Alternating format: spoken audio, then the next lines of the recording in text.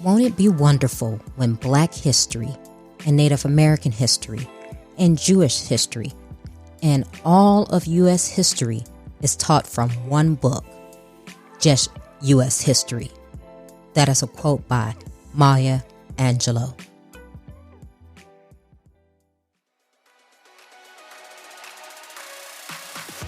Welcome to Trina Talk.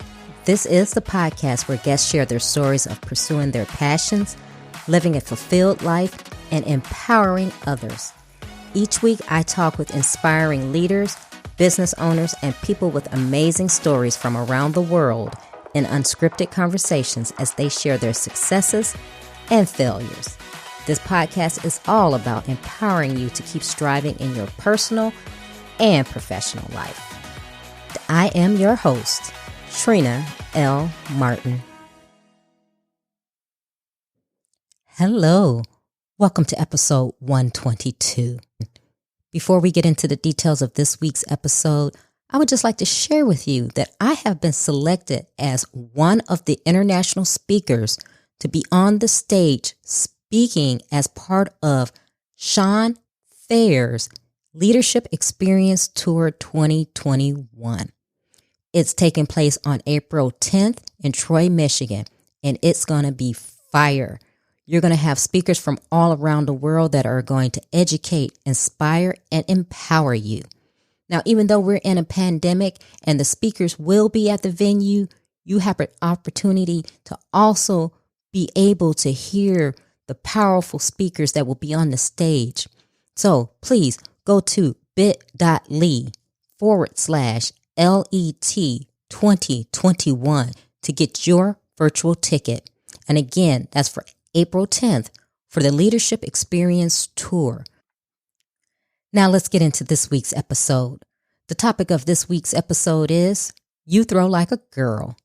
My guest this week is Eva Jannotta. Eva helps North America's most recognized entrepreneurs in the women helping women economy stand out online. She uses thought leadership, marketing, and social media strategy to help women be heard, sought after, and hired. Prior to starting her business, Eva worked in corporate communications. Hi, Eva. Welcome to Trina Talk. Thank you, Trina. It's good to be here. It is good to finally connect with you and speak with you. I know we've been chatting back and forth on LinkedIn and just being connected, but I'm glad to speak with you. And we're going to just dive right in because I love what you're doing. You are a woman that is out to help other women. And yes, how I always start out is I want you to tell the listeners who Eva is and what brought you to the place where you are today. Yeah. So when I hear that question, the first thing I think of is a memory from when I was about 5. And I was out in the yard playing with my neighbors. I grew up in Maryland and we were outside in the yard and we were playing football. And my neighbor from across the street, a little boy, I threw the football and he said to me, "You throw like a girl." And, that's like on its surface, just a statement of fact, right? Like, I am a girl. That's the only way for me to throw.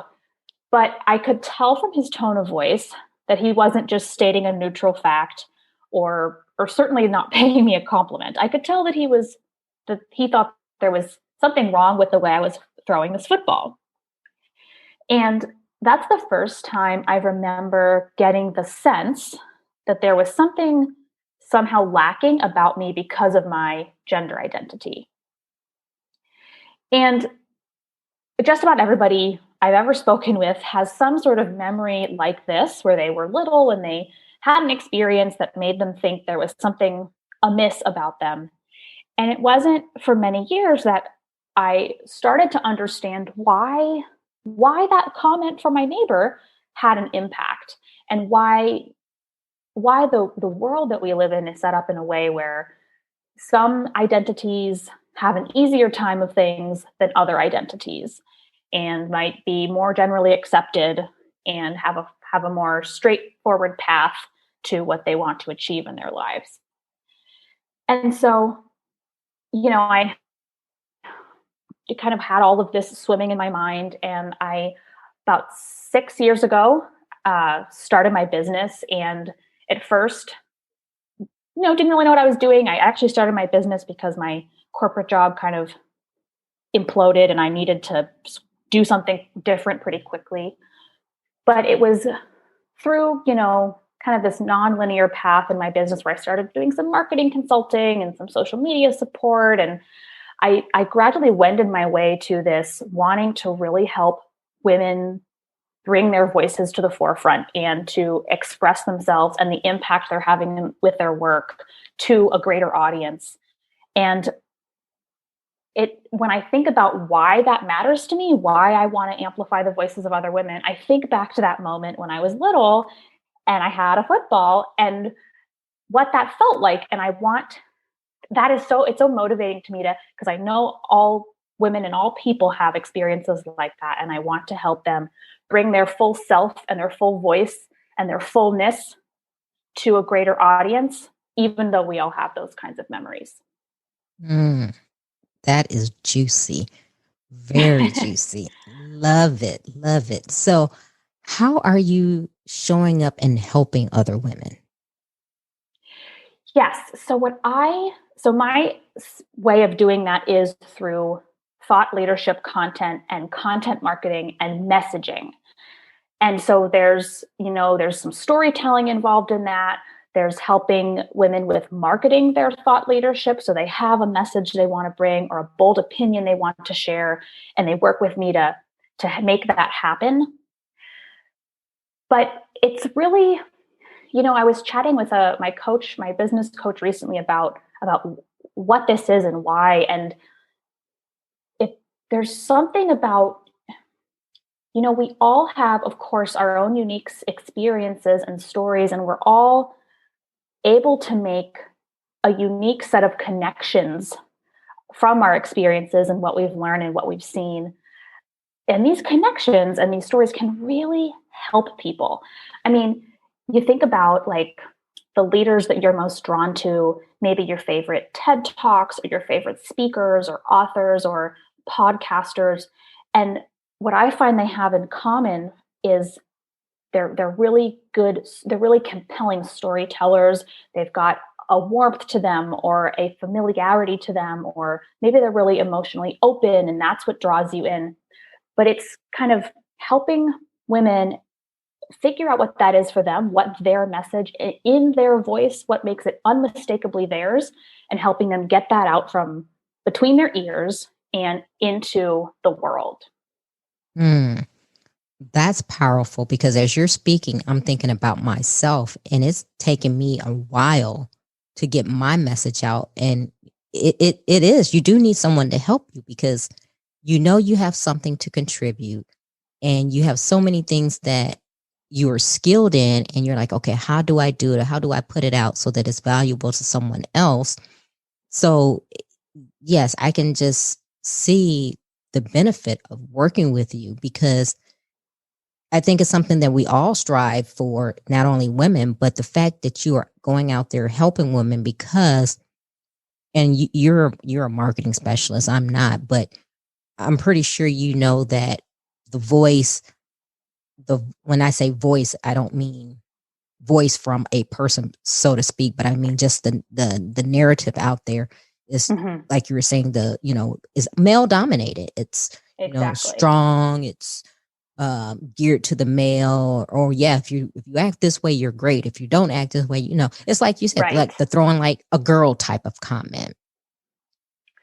Right. Yeah. And I think that there is, sometimes I look back kind of like at, the past several thousand years of history, and men have been pretty much running the show that whole time. And I think it's incumbent and imperative that we change that, and that we bring at the minimum, equal representation of women in all sectors. And part of that is, or critical to that, is our voices, equal representation of women's voices in business books, in leadership podcasts, running companies, in politics. I mean, there are so many opportunities where women's voices need to be heard. And it's for exactly the reason you said, just to even the scales for the first time in recorded history, basically. Mm-hmm. And I'm going to throw something out for you a little a little deeper. And I don't know if you've thought of this, and I'm pretty sure you have, but in your work with dealing with women, what are you finding the discrepancies are between the different women? So Black women, white women, Asian women, because me being a woman in tech, not only is there a disparity as far as women are concerned, but there's also a disparity among Black and Latino women. So what are you finding when you're helping these other women find their voices? Yeah, it's complicated because on the one hand, so the story I shared about throwing a football with my neighbor, no matter your gender identity, all humans have experiences where they felt like they weren't enough, whether it was because of their gender or their race or how much money they had or whatever their experience was. And so I think on the one hand, all of us have different intersecting identities. And regardless of those, I think on the one hand, we all have in common the human experience of not always being sure of ourselves and not always feeling worthy of using our full voice and sharing our message unabashedly and just being really proud of everything about us. Mm-hmm. But on the other hand, the reality is that your intersecting identities have a very real impact on where it's safe for you to show up and what kind of feedback you get when you do show up as your fullest self. And I think that it's really important to give, when I work with my clients, one of the things that comes up a lot is just giving yourself a lot of compassion for when you feel uncertain or nervous about bringing your full many identity and identified self to whatever your industry is or the kind of opinion you want to share. It's really important to be so kind and patient with yourself and to understand why being your full self can feel so vulnerable. Mm-hmm. Mm-hmm. On the other hand, or I should say, in addition to that, one of the commitments I have in my company and in the work we deliver to our clients is a really adamant commitment to amplifying melanated voices. Mm-hmm. Because yes, there's underrepresentation of women across many boards, but that's even more urgent when it comes to women of color. And I think we all have a responsibility, white people in particular, to go an extra mile when it comes to making sure those voices are heard and that we're using the perhaps easier access we sometimes have to certain spaces or in certain industries to amplify those voices even more. Mm-hmm. I'm glad you said that. And I wasn't planning on going that route, but since you brought it up, it kind of leads me to this point here. And that is with helping women. And like you said, you have made a conscious effort to help women of color when you are dealing with the different women, because you know as well as I know that me saying something and showing up as my full self and maybe giving an opinion or my thought or something would not be received the same as if you did it. Right. So how are you dealing with that? And have you dealt with that with your personal clients? Yeah, so I think the answer to the second question, have I dealt with that with my personal clients, is so far that hasn't come up. And I think it's because for example, I haven't worked with a woman of color in tech. And I know that has its own unique set of its own situation, right? Like every context has its own quirkiness to it. Mm-hmm.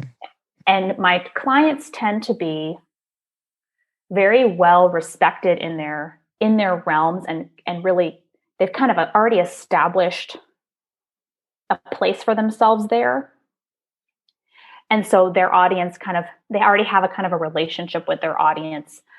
But I would suspect that as my business grows, as I start to serve women and women of color in different sectors, and as I help them to grow their audience and their platform, that very well may come up. And what I think it's important for me to do as a white woman, and for any white person who's providing a service to a person of color, is to remember that we might be an expert in the kind of service we're providing, but we are not an expert in being a person of color. And we have to follow the lead of our clients in that way. And I mean, just in so many different areas, it's so important that we never gaslight our clients of color. It's so important that we believe everything they share with us and give that the respect that it's due. And that we are always coming to our relationships from a place of curiosity and openness to understand what it's like for them to receive feedback because of the color of their skin or the kind of hairstyle they have. Mm-hmm, mm-hmm. And I'm so glad to hear you say that. And you're taking that conscious stance to do those things.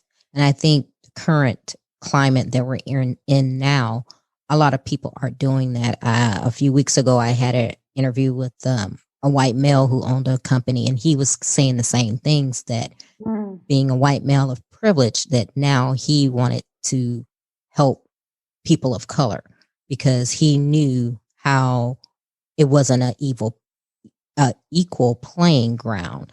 Right. So it's very, it always warms my heart when people get it, get it. Yeah. And see, because there's so many people out there who don't, and who are still saying, whatever. I don't see color, for example. Right. Exactly. And we both know, yeah, right. That's not possible. Right. That's not possible. And the whole thing of, why don't you just comply and pull out your ID and give them, well, why do I have to pull out my ID for just driving down the road and no one else does? So right. That whole thing. And I'm not going to spin this to that, because that's not where I wanted this conversation to go.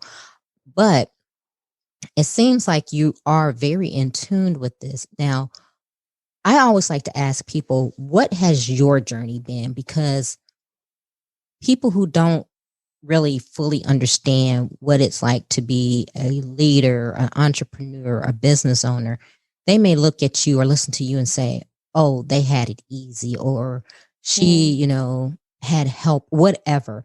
But we all have a path that led us to where we are.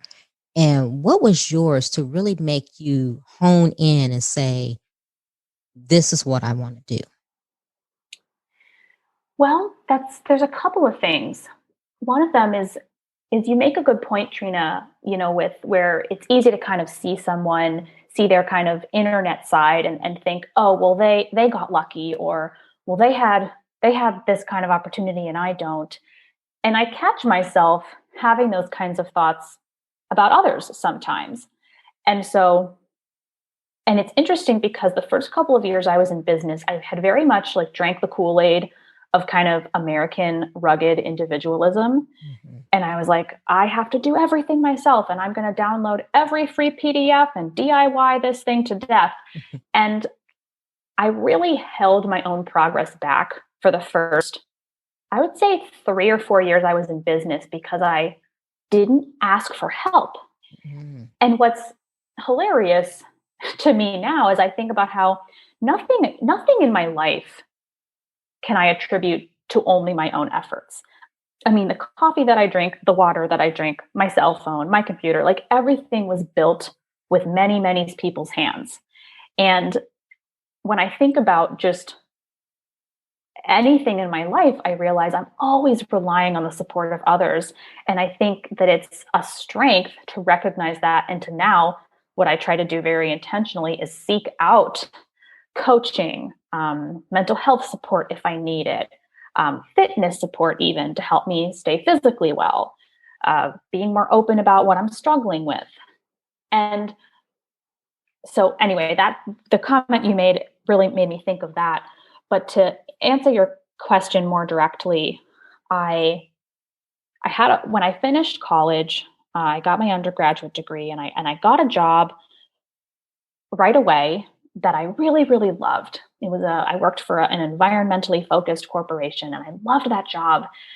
But the truth is that I wasn't very good at it, or else maybe a kinder way or more a realistic way to say that is it wasn't the right fit for me, because I had a lot of performance challenges, and I didn't really know how to like manage up to my manager, and she and I had some conflict, and I mentioned earlier that things kind of imploded for me with that job. And at the time I was in my mid-20s, and I didn't have a mortgage, didn't even have a pet. It was a very low risk time for me to take a risk, I guess you could say. So I thought, like, what the heck? I'm going to try starting a business, which I think now that if I'd known how hard it would, like, it's a good thing I didn't know how hard it would be, or I wouldn't have done it, because I didn't really have a plan.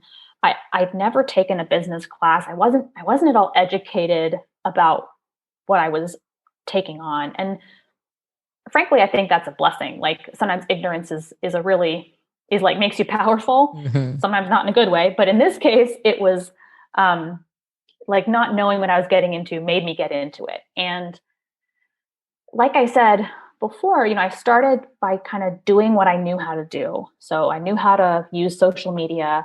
I've always been I love making new friends. I love connecting with people. So I'm a very natural networker. So I would go to events and meet people and talk to them and follow up. And I kind of slowly but surely built a little clientele for myself doing social media support.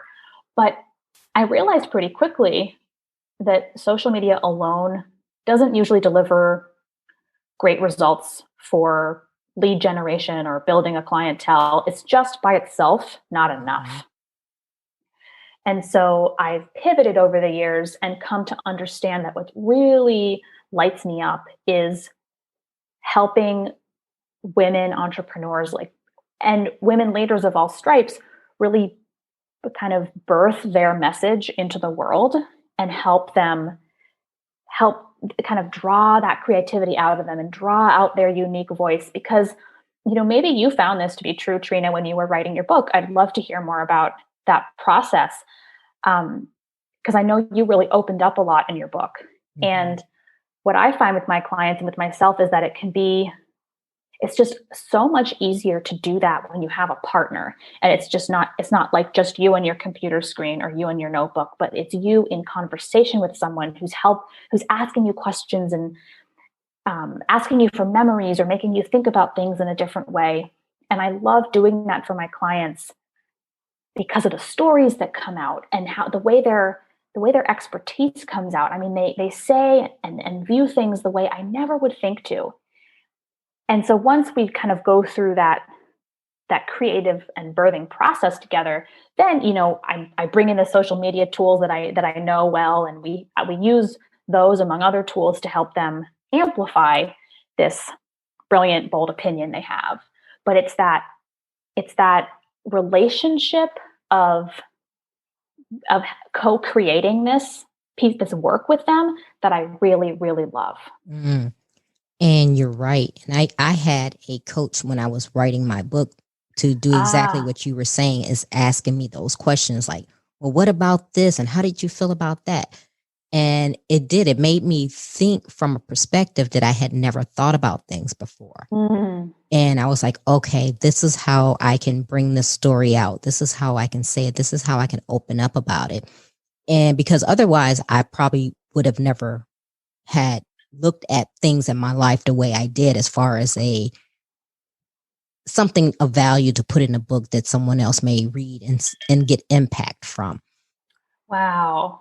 And sure enough, I know you've had some really glowing reviews of your book and people who have reached out to you and told you, if a work moves someone so much that they make the effort to contact the author, that's really powerful stuff. No? Yes, it is. Yes, it is. And I've had several people to contact me, and it feels good, because as you stated, I was very vulnerable in that book. And I ended up putting things in the book that I had no plans on putting in the book. But Wow, how interesting. yeah, but I thought, this is my story. And because Mm, for a long time, I was ashamed of my story. I was ashamed of my mm. story. I was guilty. And I finally got to a place where I said, you know what? I'm going to put this in the book, and who it's for, they're going to read it and they're going to get impact out of it. Who it's not for, they're not going to read it. So it doesn't really matter. And I had to think Ah, of it from that perspective. you make so many good points there, Trina. I want to just highlight a couple of them. One of them is the idea that you're not for everyone. Mm-hmm. And I find that that's where a lot of the women leaders that I work with can sometimes feel held back, is they don't want to upset people, they don't want to turn anybody off, they don't want to have anyone disagree with them because it's uncomfortable. And that's very understandable and normal. But the thing that I remind them and myself is just what you said. Like, it's going to attract the right people and repel the wrong ones. And that is a good thing. Mm-hmm. And it's And very hard, though. It's very hard to get to that point where mhm, you are fine with that, because you want people totally. to like you. You want to be the best and have people to like you. But the truth of the matter is, it's not going to happen. And you could be the person who does everything right, and it's still not going to happen that way. Right. Like, you can't win that battle, right? It's just a lost cause. And you've probably everyone listening has probably heard the phrase that if you're for everybody, then you're for nobody. Mm-hmm. And but I think what you said earlier too, Trina, about the shame that you felt and the guilt that you had around your story, you know, that's another thing that holds us back, and that's also very normal and very understandable. But I'm reminded of something a colleague of mine, her name is Angelique Binet, and I overheard her say this the other day. She said, as women leaders, we're not allowed to keep our secrets to ourselves. Our Mm. mission has to be stronger than our fear. Mm. Mm. I know, like, mic drop. Yes. I thought, oh my gosh, she's right. As you and I were talking about earlier, like, we need more women's voices. We certainly need more women of color's voices. And so, and we don't serve that mission if we're keeping our stories to ourselves. Mm-hmm. Mm-hmm. And it's funny you say that, but my coach, Lisa Nichols, she says the same thing. She said, your story is not for you. It's for other Mm. people. And I Mm. was like, wow. She was like, so stop keeping that in and stop, being ashamed, because everything you went through was not for you. It's for you to tell someone else so that that can help someone else. That's a really powerful reframe, isn't it? Because Mm-hmm. otherwise you might think like, oh, like probably your default mode of thinking. Mine certainly is like, well, my life is my life, and these things are for me to learn from. And so to turn that on its head and say, no, the purpose of that wasn't even for you; it's for others, is so different and so powerful. It is. It really is. And I think it's something that we as women, I think we don't see it that way, because I think us as women, we automatically just assume the burden. We're the Mm, nurturers, we're the caregivers, and when things don't go as planned, or we make a mistake or poor choice or whatever, I think we beat ourselves up possibly harder than what a man does. uh-huh. And I think that really impacts how we move forward. Yeah, I'm reminded of I have a friend who told me she has her husband bought her a mug, and it said, "May you have the confidence of a mediocre white man." And it just makes me laugh because so many studies have shown that um, men, I would argue, probably white men in particular, have a tendency to just be a lot more easy on themselves Mm-hmm. and give themselves, I don't know if they would call it this, but give themselves grace, and just like, if they stumble, they get right back up and it's not a big deal. And I know from my experiences of, gosh, if I make a mistake, I will belabor that thing to death, and I Mm-hmm. will beat myself up, and I'll try to make amends like crazy. And I mean, yeah, I completely agree with you. And kind of, maybe, I don't know if I would call it like developing a thicker skin exactly, but I've certainly needed to become very aware of my own people pleasing and approval seeking and need tendencies, or the fact that I like can't bear to disappoint others. Like I really have to spend a lot of time with myself kind of working through those, because they every single time are a barrier to me being more bold, more outgoing, to say things that are more enticing. And so I think we do need to be good stewards of ourselves when we notice those kind of limiting habits come up. Mm-hmm. Yeah, and I love what you're saying, how you said you had to work through those things yourself. And it's a work. You have to work on it. And as well, the mental aspect of your life, the physical, because so many times we just don't take care of ourselves. We're so busy doing and living life and making sure things are happening that we forget that our mental health is first and foremost, our physical, our spiritual, and then like you said, just not being hard on yourself. And I'm one of those people as well. If I make a mistake, I'm like the first person to give myself the axe. It's like sending myself to the Yes. like, oh my God, how could you do that? That was, that was horrible of you. But we need to show ourselves grace because we're human. And we make mistakes. That's what we do. And we're going to continue to do that until the day we die. So it's no bad thing to beat yourself up. It's not good to do that, but you have to learn from those mistakes. Right. Yeah. There's got to be like a middle ground between falling apart with guilt and anguish when you make a mistake and ignoring your mistakes, right? Like there's a middle point where you can learn and take action to improve over time without being totally overtaken by how bad you feel for making a very human mistake. Mm-hmm. Oh my goodness, Eva. I mean, we could go through this forever, but I want to get into the question portion of the interview. Are you ready for those? Yes. Okay. So here we go. Who or what motivates you? I am very motivated by feelings. So I'm motivated by what it feels like to say something that I'm proud of saying. And I'm motivated by relationships, what it feels like to help my clients deliver their impact, to have this trust and rapport with them. And I'm also very motivated by the women leaders I see out in the world. I mean, Michelle Obama comes to mind, Alexandria Ocasio-Cortez comes to mind, but women who are really maybe haven't had the choice. They've been put in the spotlight, not necessarily sought out the spotlight. And I'm just so in awe of the way they hold their heads high, and they keep their back straight, and they keep doing the good work despite a lot of people not approving of them.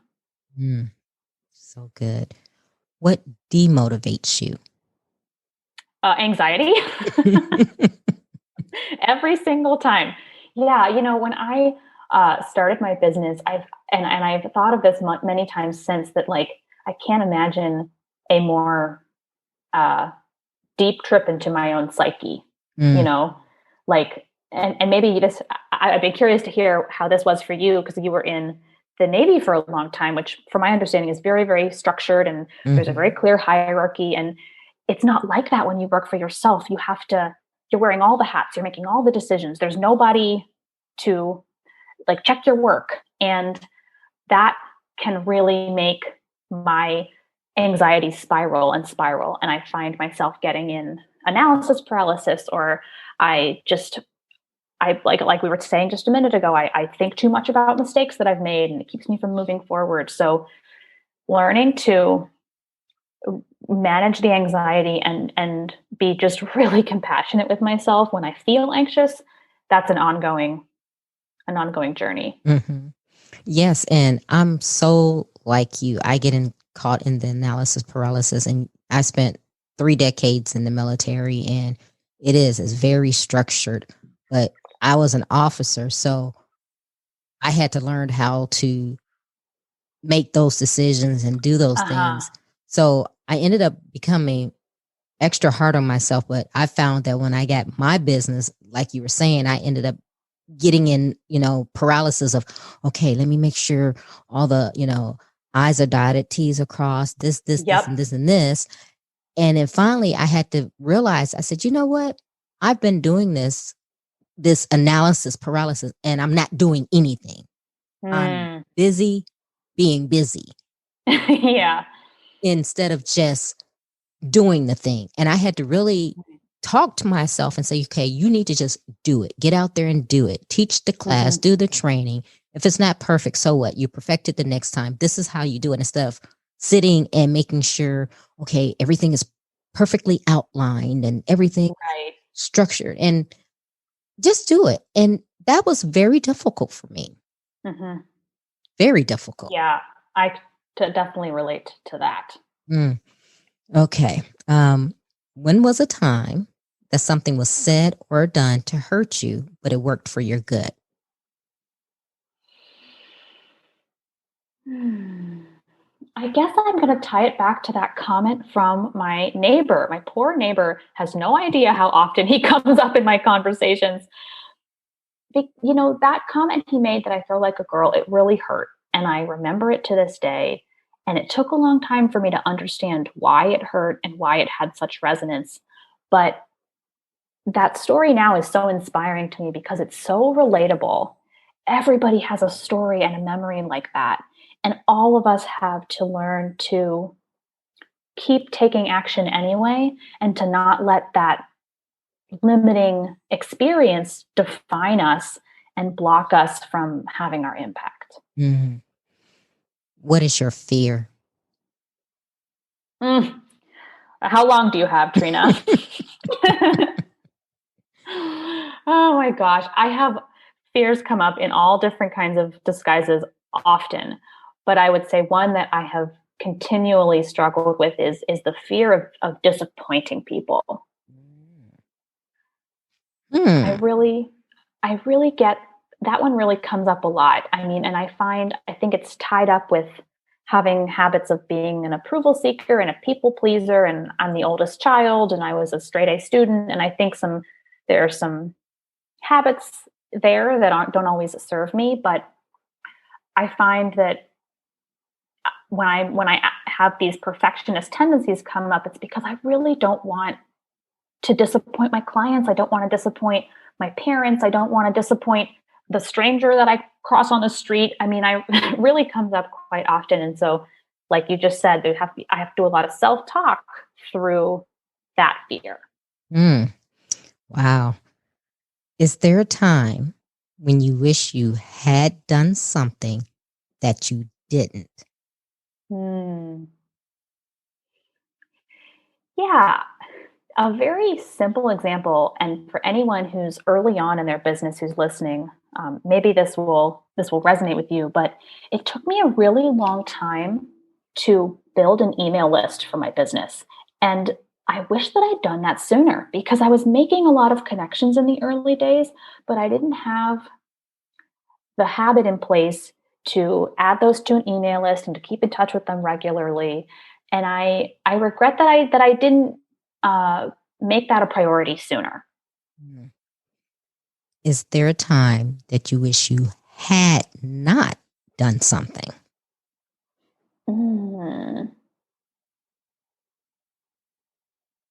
I don't think there is, because, everything that I've done, maybe it wasn't always awesome, but it always taught me something that is valuable.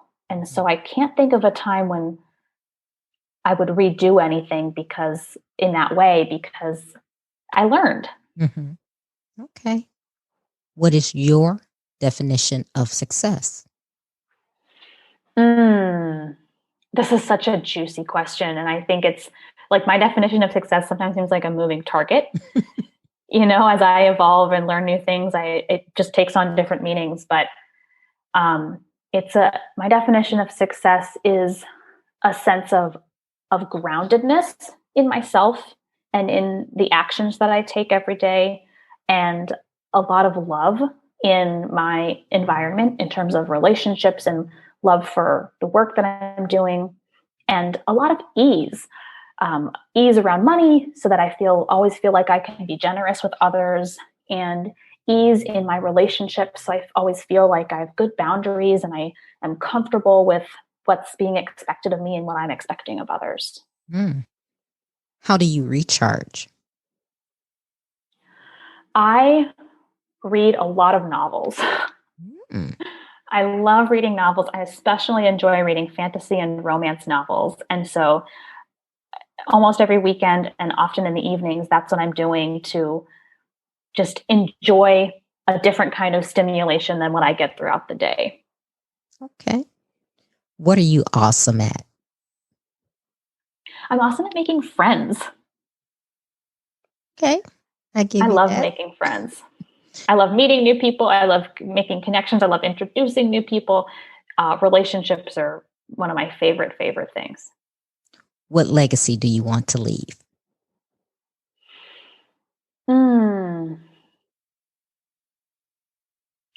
That's a really good question, Trina. I don't think I've ever been asked that before.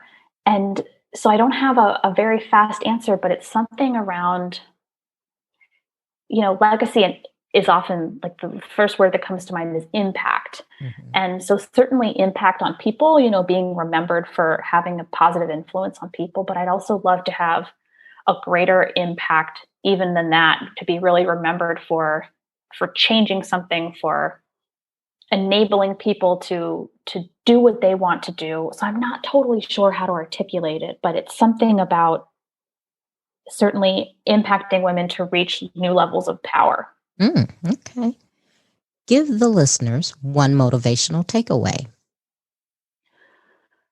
Okay. So I would say that it is to trust yourself, which I will acknowledge I don't always find very easy, but there have been so many times where I have been just pulled in a direction to do something in my business or in my life, and I resist, or I kind of tell myself it's a stupid idea, or I ignore it. But when I finally embrace it, it just feels so aligned. And I realize, man, I could have, if I had trusted myself and just listened to my intuition, I could have had this feeling even sooner.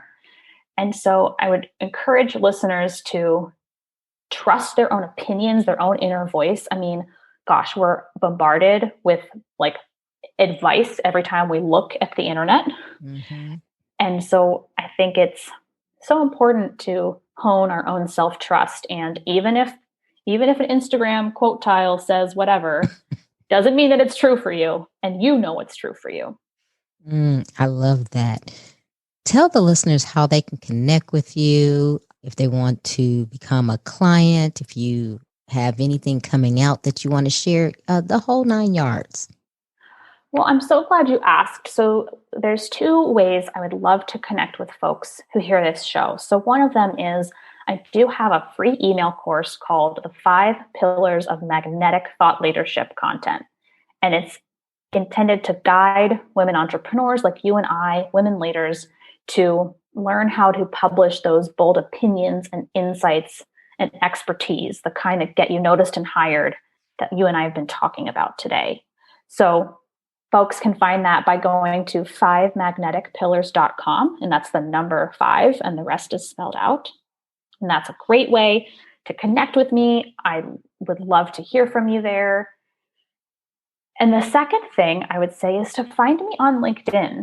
There's nobody else on LinkedIn with the exact spelling of my name. So I'm the only one you're going to find there. And as I've said a few times, I do love meeting new people. So if you connect with me there, send me a note and tell me you heard of me on Trina Talk, and I would just love to get to know you.